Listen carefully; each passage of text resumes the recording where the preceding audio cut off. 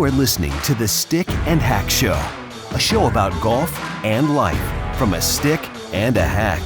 Now, here is your host, Adam Grubb. All right, everybody, welcome in. This is the Stick and Hack Show. I am Adam Grubb, the hack, and this is Rich Beem, the stick. This is a true stick and hack situation we have working here. Rich Beem from Sky Sports, thank you so much for being part of this. As we walk up the one fairway here, we're at Torrey Pines. We're at the 121st U.S. Open.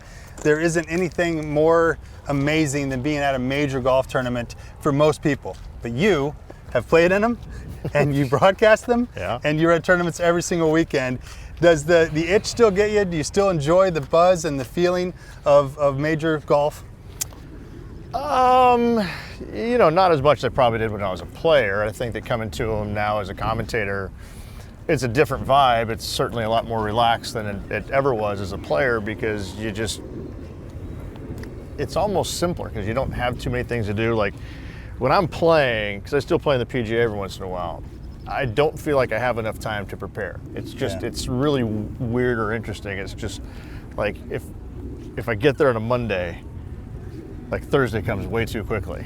As a commentator, it's like, come on, Thursday, let's go. Let's get this thing over with, right? Yeah, right. So it's a different vibe altogether. I mean, I still enjoy coming to them. I still enjoy the venues, the fans. I mean, the fans are into it, which is what you want. And it's when COVID with a few fans out here today on a Wednesday, it's nice, but starting tomorrow, it's going to kick into high gear, and that's when the excitement's going to begin. So now you have had a very interesting career, both playing golf and your post-golf career broadcast. You are the voice of a video game.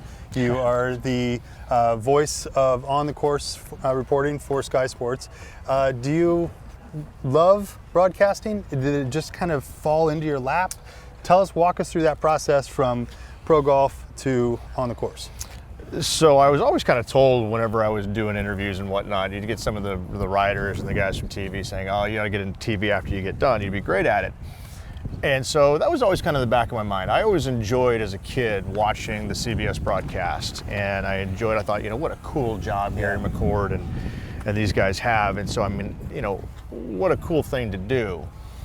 And in 2012, when things weren't going very well, I actually approached who my boss is now, Jason Wesley, at Sky Sports after missing another cut on the European Tour, which I was playing, and I thought, I kind of am seeing the writing on the wall. I didn't want to be out there struggling week in and week out, putting the time and effort and energy in and getting nothing out of it. And so I decided that, I'm going to see what I can find. And it took me a little while. I didn't quite get into it right away. I contacted Golf Channel, worked for them for a couple of years, which worked out great. But then I got the phone call at the end of 2014 to go work for Sky Sports. And it was a huge opportunity for me, because now we've got a major network, not the Golf Channel isn't, but I've got a major network / platform from Sky Sports, and they go to the rest of the world. And so, was I having fun at the Golf Channel? Yeah, I had a great time with them. But I've found a family now with Sky Sports, and it's blossomed into this world where I don't want to quit. I don't ever want to leave Sky Sports. I want to continue working for them for as long as I possibly can, because we have such a good team. The energy is great. We have the same childish, immature sense of humor.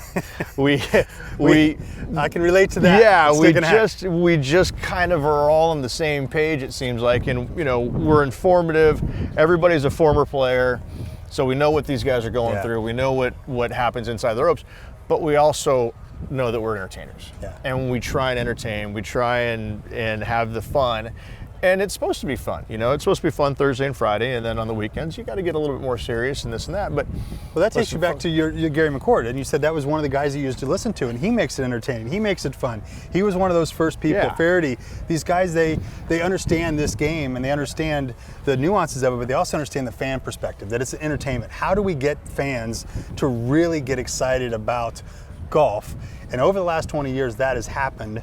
Tiger, of course, sure, but also because of the broadcast itself and the differences from watching people play golf to experiencing it in a very different way. What have you seen change in the broadcast space and how golf is covered that you would point your finger towards as far as the entertainment value of this sport?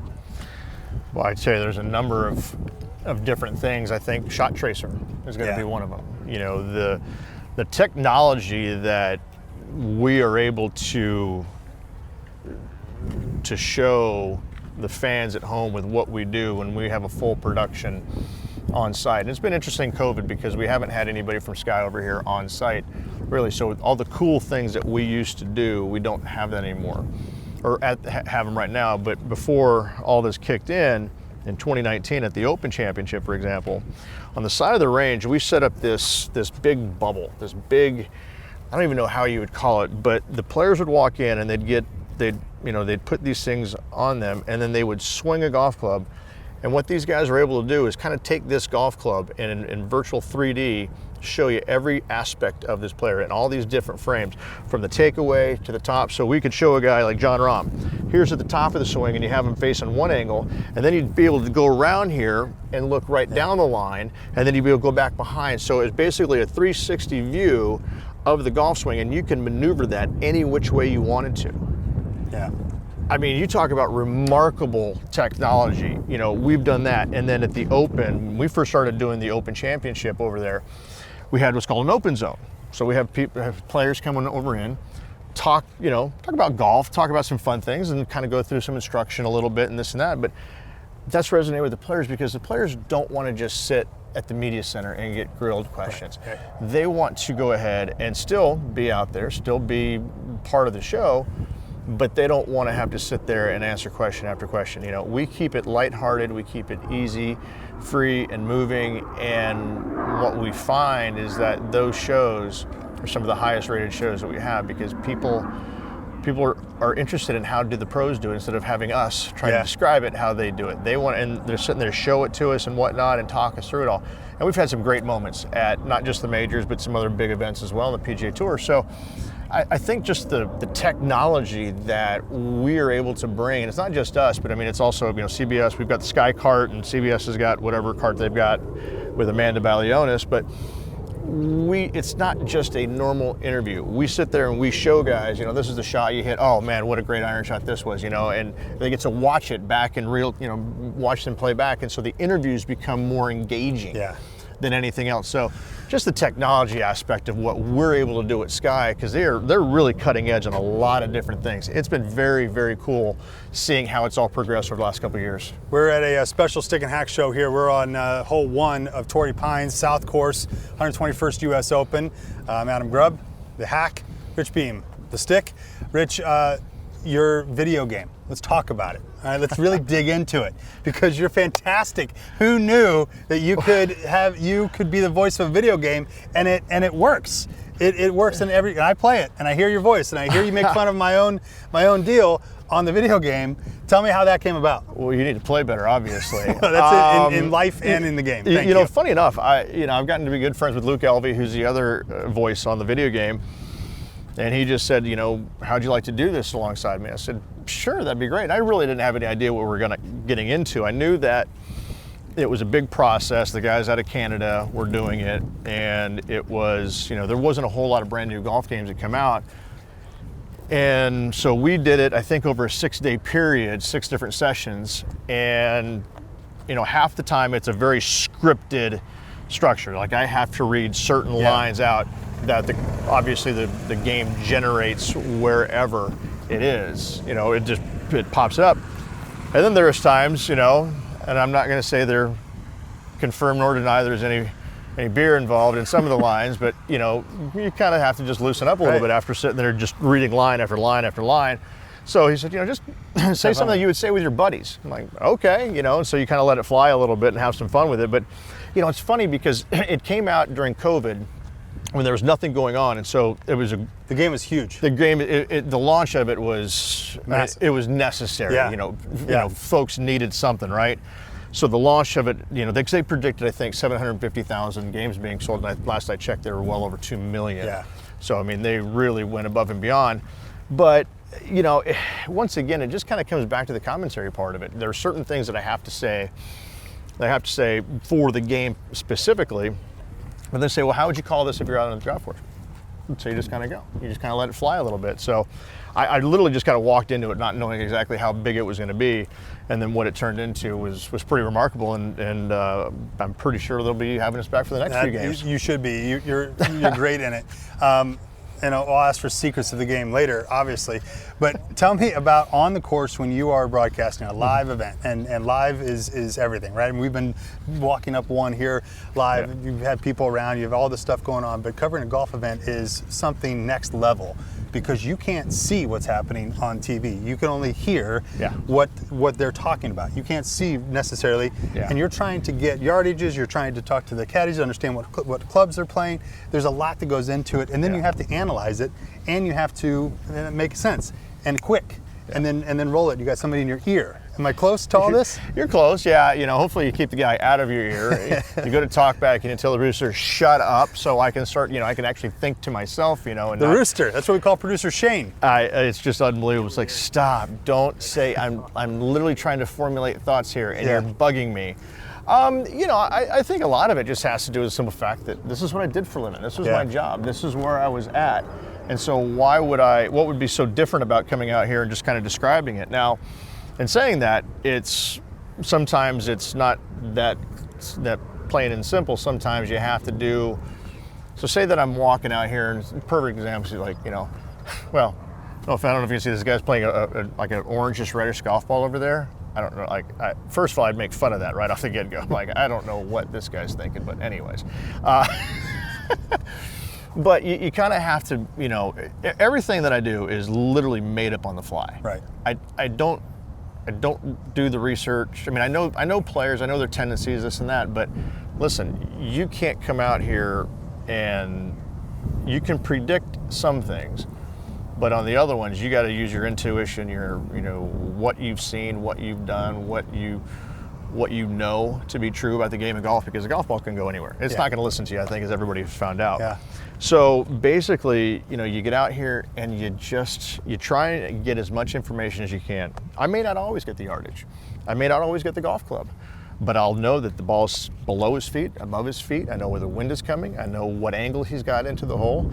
I know what the lie is like. Is it cuppy? Is it sitting up?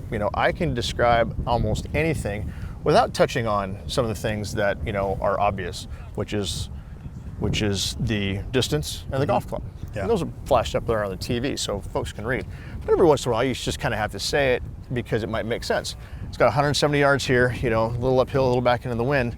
I tell you what, normally it would be really just a solid 8-iron, but does the wind going to affect it to a 7-iron? And you say that, and that's all you need to say.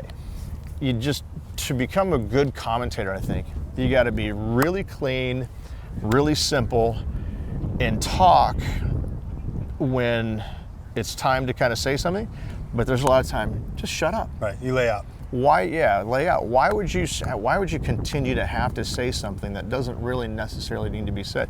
It's like, I've set it up. This is what's going on. Now let's watch what happens. Yeah. And then after what happens, and it's not my job to comment it, it's the guys back in the studios that can actually see, because I'm getting to that age where I can't see. Well, that's going to be my next question. question. 50 yards. We're with Rich Beem here on the Stick and Axe Show, and my question was going to be, how do you, because I got a couple buddies, they can see every ball, it doesn't matter where it is, and they remember every hole they've ever played, every course they've ever played, and they can spot every ball that's ever been hit. Yeah. I'm the opposite of that. Are you starting to get to that issue, or are you okay for now? No, I can see things fairly clearly. Are you senile, I guess is the question I'm asking. No, I'm not senile, thankfully. Thankfully, I'm not senile. But I can't quite see, after a certain distance. Yeah. It's just kind of getting to that point where, to be fair, I don't really care. And someone else is going to pick that up anyway, right? Somebody else is going to pick it up anyways on the broadcast. So after a while, it doesn't really matter. Yeah. I mean, there are certain times where the lighting is good. Like this week, it's going to be tough because of the lighting, and you get some of the marine layer that'll be kind of kicking in here and there. That part of it gets a little bit difficult at times, but beyond that, it's just kind of, you set up the shot, you do all that, and then you just watch. Yeah. I mean, these guys are the ones that are entertainers. I'm here to kind of fill in the words here and there, but, I don't need to be part of the action. Those guys are the action. I need to kind of show what they're doing and have a little fun talking about it as well, because you have to. But beyond that, as long as you just make sure that the players are the stars of the show, that's all that matters. Do you miss the action? Do you miss that week or week out grind and the action of a tournaments and the cuts and all of that stuff. I mean, we're at 50 years old. How do you see golf today? For you personally, I don't miss missing cuts. That's for sure. Champions Tour rocks, baby. No cuts, man. And it's only 3 days a week. That's right. And you can ride in golf carts. Hallelujah. It's the life. This is life. No, I don't really miss it. It was interesting because when I first got into this in 2013, that was one of the things that I was interested in finding out. Like, am I going to get out there and am I going to watch somebody hitting a shot or being in a situation that says, God, I wish I was there. God, I want that. I haven't yet. I go to Augusta. I don't miss playing Augusta. I don't miss playing a lot of the places. I miss playing Riviera for LA, Genesis. That's about the only one I miss. But you don't miss playing Augusta? I don't know, not at all. Just because that's shocking to me. No, I think that if you've, I've played it enough times that I've got my enjoyment there. I really loved it, but it wears on you so much mentally.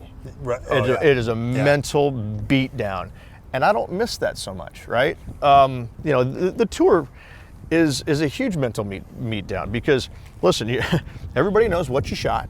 You can't hide from your scores. Everybody knows what you made that certain way or didn't make. Everybody knows that you missed 7 out of the last 10 cuts or 11 cuts, whatever it is. Justin Hadley, hasn't played a weekend and this and you can't hide. You can't hide from any of that. You have to sit there and own it. This is, what I do. That playing golf is what you do. As far as the commentary part of it, it's a lot easier on me mentally and physically. Although mentally, it's still a grind because, once you get in the TV, you've got to be spot on because if you don't, you're going to get called out by folks that some experts on Twitter. There's a lot of experts on Twitter, as we all know. I've seen them. I think some of them follow us. But no, it's just one of those things where I don't miss coming. I don't miss playing it for 4 days or trying to play 4 days and then leading up to it. Like I said, I get my fill at the PGA Championship, going out there and trying to figure out, how can I tackle this at my age and the distance that I hit it and where I'm at, with a short game and all that, because I try and practice as much as I can on the road, but that's, maybe one day a week. Yeah. Maybe one day a week. So I don't mind. I don't miss truly. I don't miss playing. I still enjoy playing, but I don't miss it, to be fair, as far as, week in and week out. I mean, if I did, I'd probably play full-time in the Champions Tour, but I don't really feel like playing full-time in the Champions Tour because I get enough satisfaction from the game by being a part of it in this arena versus in their arena. And you kind of have that mentality that a lot of golfers have that are amateurs. Hey, I'll play when I can. I'll enjoy it. I'll watch it.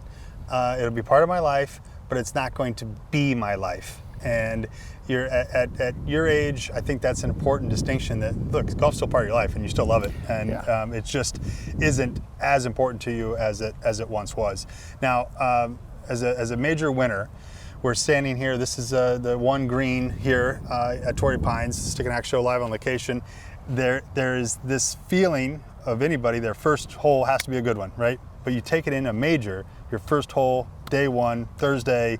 What is the feeling? Is it just another golf hole? I mean, take us through that from a major champion's perspective, but from a pro player perspective. Is every hole, every shot as important as the next? In theory it is, yeah. But I think the first hole major championship, you're ready to go. You've been ready to go probably for a little while. I mean, you've looked forward to that moment. When I was fully exempt on them, I was already ready for that moment. And when I came to the tournaments, I felt like, okay, what's the golf course? What's out there? What do I need to do to play well? Do I need to do anything different with equipment, or do I just what do I need to work on that week? And so by the time Thursday rolls around, I mean, you're pretty much ready for that gun to go off.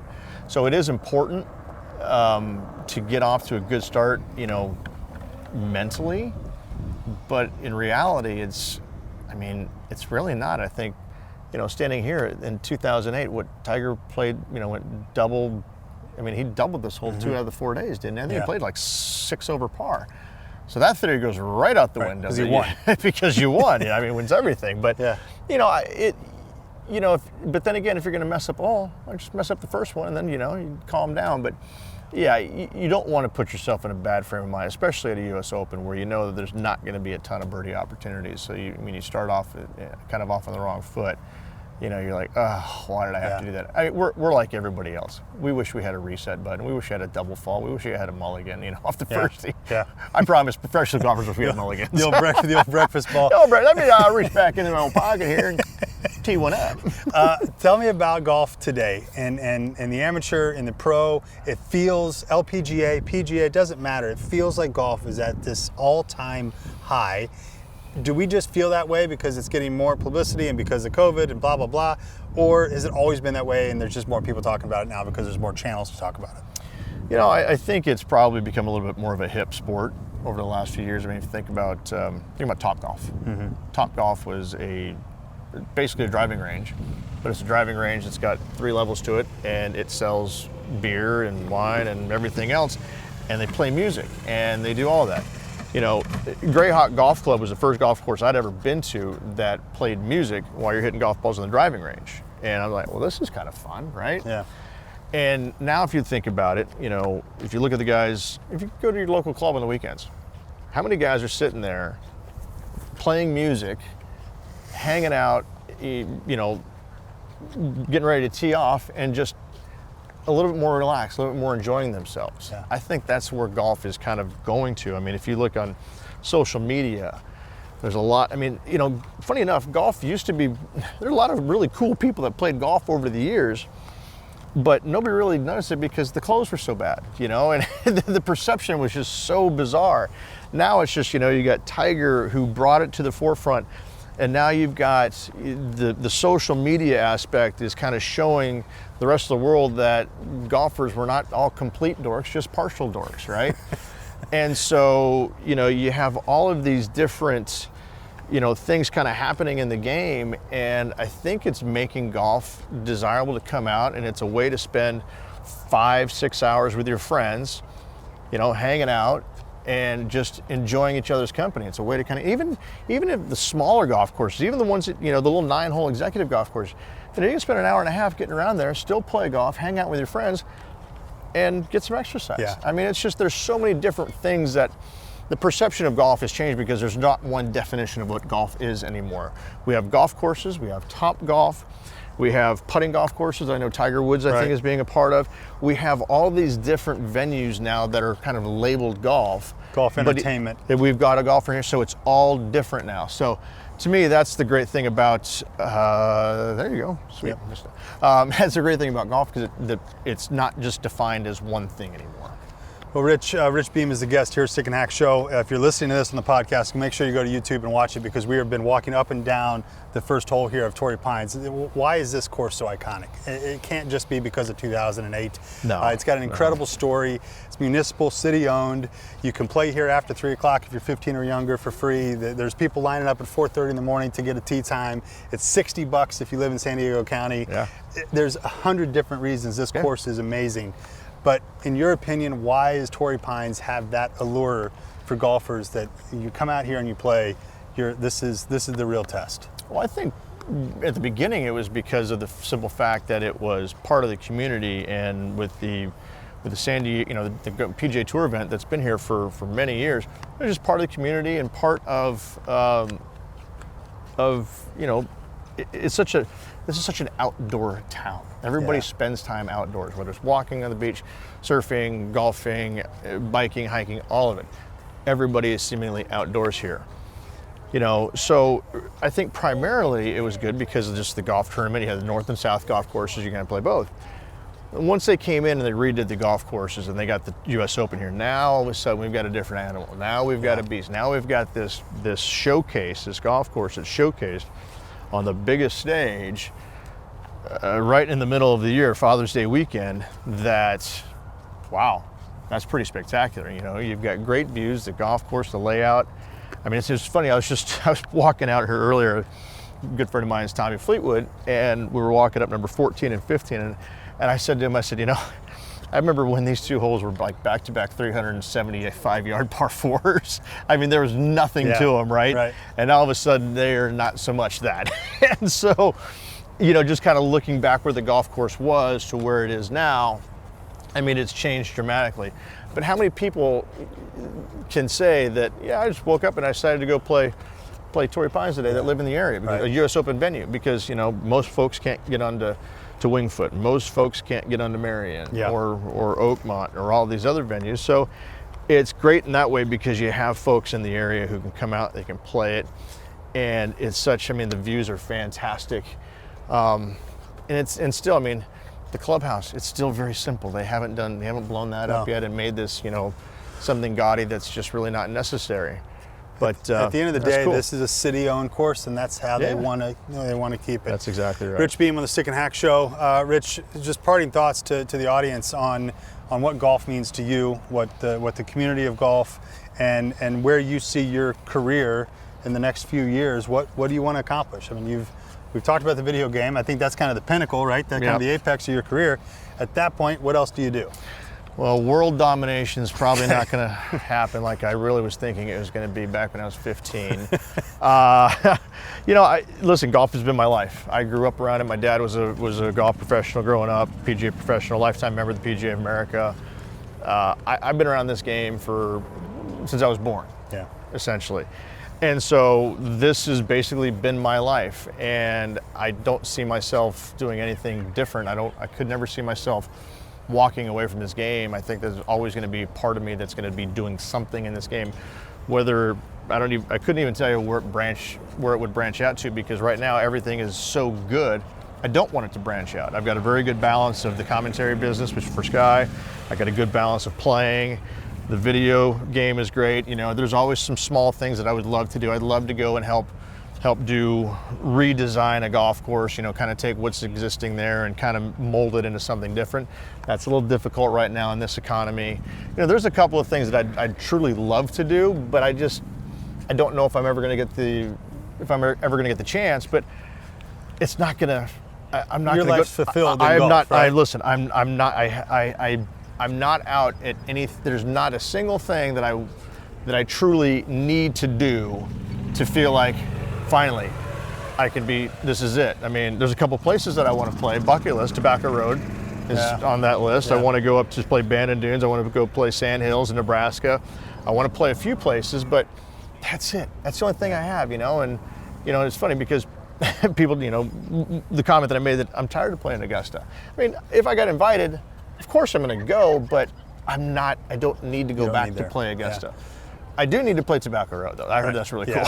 But and as a hack and as an amateur and as just somebody on the sidelines, it's hard to hear that phrase. Of course, you know. Of course, but I know. But there's also, so I've played Bandon, right? And it's incredible. I mean, it's life changing. And there's this moment where, as a golfer, you're like, oh my God, look where I'm at. Look at this earth. Look at all this.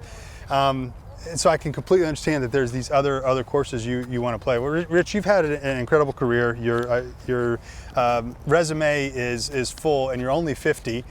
And I joked earlier that the Champions Tour at 50 years old sounds ridiculous, but for a golfer, you do have that moment where you go, okay, now what? But it sounds like you've got a good plan. You've got a great job at Sky. You're doing an incredible job there, and stay healthy.